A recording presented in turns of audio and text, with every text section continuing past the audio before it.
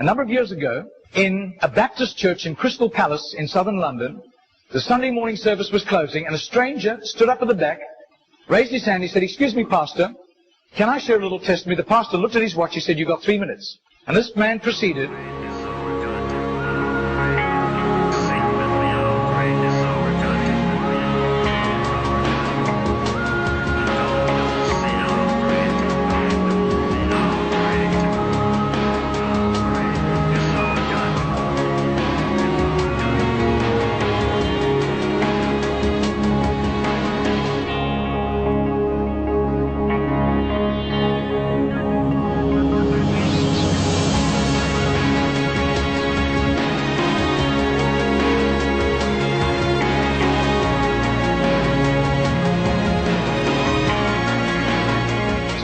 Now, this London preacher flew back to the UK and was speaking at the Keswick Convention in the Lake District. And he threw in these 3 testimonies. At the close of his teaching session, 4 elderly pastors came up and said, "We got saved between 25 and 35 years ago, respectively, through that little man on George Street giving us a tract and asking us that question."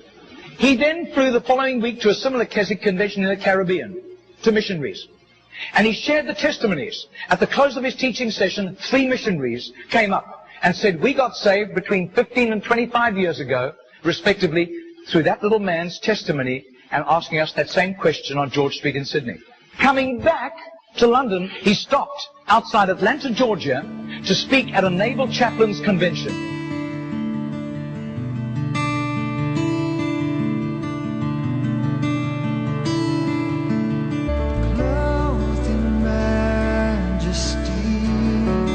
I do. His name is Mr. Genord, but I don't think he does it anymore. He's too frail and elderly.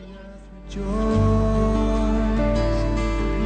wraps himself in light, and darkness tries to hide, and trembles at his voice, trembles at his voice.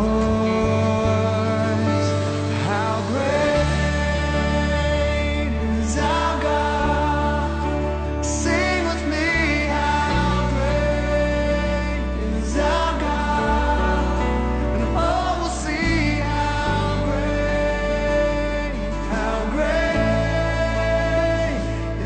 Margarita did a little count.